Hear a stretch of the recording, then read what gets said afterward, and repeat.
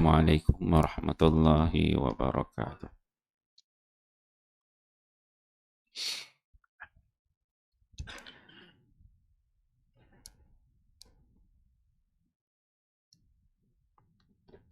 Kalimah tayyibah, beriman kepada perkara gaib. Ayat Al-Quran.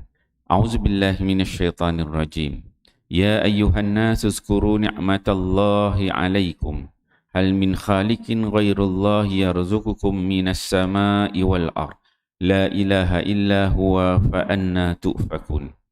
Allah Subhanahu wa taala berfirman, wahai manusia, ingatlah nikmat-nikmat Allah yang Dia telah kurniakan ke atas kamu. Adakah Tuhan pencipta selain daripada Allah yang memberi rezeki kepada kamu dari langit dan bumi? Tiada Tuhan yang layak disembah selain daripadanya, maka kenapa kamu rela dipalingkan daripada menyembahnya? Badi'us samawati wal ard.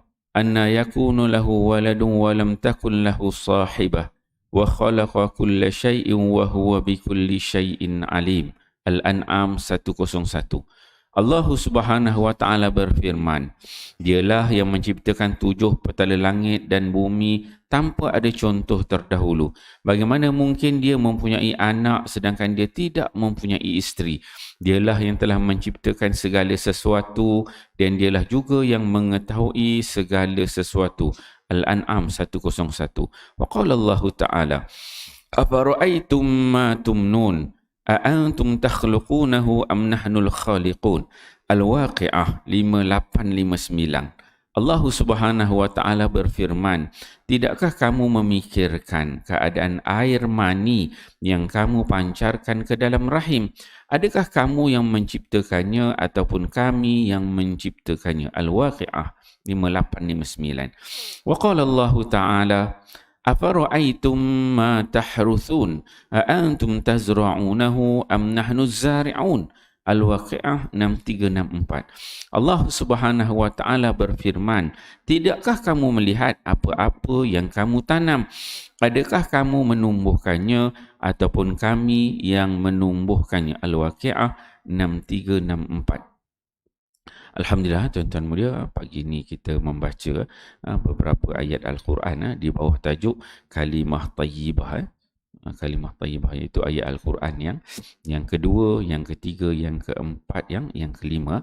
5 ayat Al-Quran yang kita bacakan pada pagi ini di bawah tajuk Kalimah Tayyibah, iaitu beriman kepada perkara yang gaib. Jadi dalam tajuk ini beriman kepada perkara yang gaib, beriman dengan Allah serta sifat-sifatnya yang tinggi, serta beriman dengan Rasulnya dan juga takdir. Jadi dalam ayat yang kedua ni Allah menyebutkan, ya ayuhan nas, wahai manusia, uzkuru ni'matallahi alaikum. Ingatlah nikmat-nikmat Allah yang Dia telah kurniakan ke atas kamu. Hal min khaliqin ghairullah yarzuqum minas sama. Adakah Tuhan yang lain selain daripada Allah yang memberi rezeki daripada langit dan bumi? Dan Allah memberi penekanan bahawa tiada Tuhan melainkannya. Fa anna tu'fakun. Jadi mengapa kita perlu menyembah selain daripada Allah? Kemudian didatangkan dengan yang ketiga ayat Al-Quran pada surah Al-An'am. Allah menyebutkan Dialah Tuhan. Badi'us samawati wal ard. Dialah yang menciptakan 7 petala langit dan bumi tanpa ada contoh terdahulu. Jadi Allah menyebutkan penciptaan langit dan bumi diciptakan oleh Allah. Maka dekat sini Allah menyebutkan tiada contoh yang terdahulu. Maknanya Allah ciptakan langit dan bumi ni sebelum ni memang tak ada langit dan bumi. Tiada bahan-bahan untuk penciptaan langit dan bumi, dan Allah menciptakan kun fayakun. Jadi maka jadilah. Berbeza dengan kita manusia. Kalau kita nak cipta apa-apa, kita perlukan bahan dan sebagainya. Contohnya kita nak mencipta kereta, maka kita perlukan besi-besi. Kita nak buat meja, nak buat rumah, kita perlu pasir, perlu batu, bata. Tetapi berbeza dengan Allah Subhanahu wa taala, badi'us samawati wal ard. Tanpa ada contoh terdahulu, Allah Taala kata kun fayakun. Maka Allah tanya, dia kata anna yakuna lahu walad wa lam takul lahu sahibah. Bagaimana mungkin dia mempunyai anak sedangkan dia tidak mempunyai isteri? Wa khalaqa kulla syai'in wa huwa bikulli syai'in alim. Dialah yang telah menciptakan sesuatu dan dialah juga yang maha mengetahui tentang sesuatu. Kemudian yang keempat, ayat Al-Quran dalam surah Waqiah ayat 58 dan 59. Allah berfirman, afara'aitum ma tumnun? Tidakkah kamu memikirkan keadaan air mani yang kamu pancarkan ke dalam rahim? Bagaimana seorang lelaki apabila dia bersama dengan pasangannya, dia memancarkan air mani ke dalam rahim isterinya. Allah Subhanahu Wa Taala bertanya, dia kata, tidakkah kamu memikirkan keadaan air mani itu? Adakah kamu yang menciptakannya? Adakah air mani yang ada pada di dalam diri seorang lelaki itu dia sendiri yang menciptanya ataupun kami yang menciptakannya, kata Allah Subhanahu Wa Taala. Sudah pasti di sini bukan manusia yang cipta, tetapi Allah Subhanahu Wa Taala yang menciptakan air mani tersebut. Allah mengajarkan kepada kita supaya kita berfikir, yakni supaya kita beriman dengan perkara yang gaib. Kerana apa? Kerana Allah Subhanahu Wa Taala ni sifatnya kita tak nampak.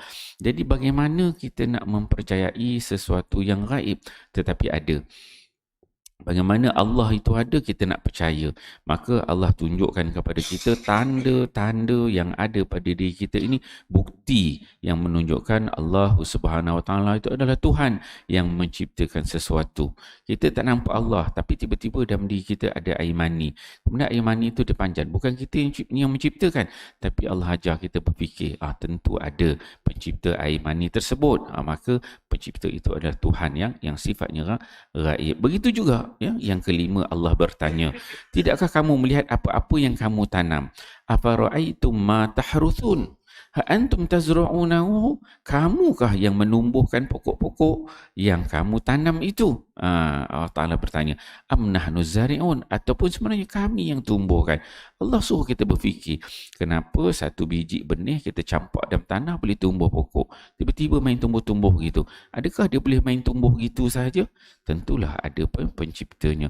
Allah mengajar kita berfikir menggunakan otak, akal yang Allah berikan supaya kita boleh berfikir, rupanya pokok ini tumbuh, ada Tuhan yang menciptakannya. Dan si Tuhan ini sifatnya gaib. Kita tidak boleh lihat, tapi kita perlu percaya. Itulah percaya kepada perkara yang gaib. Begitu juga di muka bumi pada hari ini, kita boleh tengok lampu dan kita tengok wayar. Kita nak wayar elektrik, cuba wayar elektrik itu kita potong, kemudian kita pasangkan pelak. Ada siapa-siapa berani sentuh? Tak berani, sebab kita tahu dalam aliran pada wayar itu ada aliran elektrik yang mana kalau kita sentuh memang kita jalan kejap-kejap itu. Maka kita percaya adanya aliran elektrik walaupun mata kita tak nampak aliran elektrik tersebut. Jadi itulah perkara yang tak nampak tapi kita perlu percaya.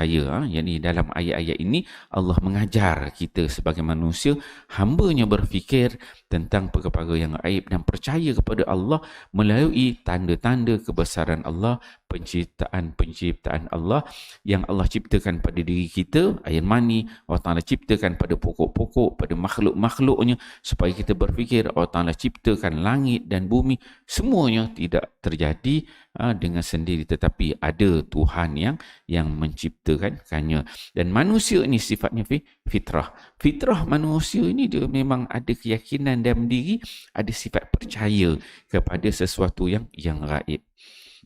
Dan kita boleh tengok orang putih yang kafir pun, musyrikin pun, dia percaya juga benda-benda yang gaib. Dia percaya kepada kuasa-kuasa gaib, kan? Tapi mungkin dia tak percaya pada Allah. Tapi dia ada sifat fitrah manusiawi itu, dia percaya kepada sesuatu benda yang tak nampak. Kuasa gaib lah, hantu lah, puja itulah, puja inilah, adanya pawang, adanya dukun. Semua benda ini menunjukkan bahawa mereka ini bertugas untuk sesuatu benda yang gaib. Menunjukkan manusia ni, fitrah manusia ni dalam diri dia memang akan percaya kepada benda-benda yang gaib. Maka datangnya ayat-ayat Al-Quran ini guide kita, berikan kita petunjuk cara kita nak percaya kepada benda-benda yang gaib.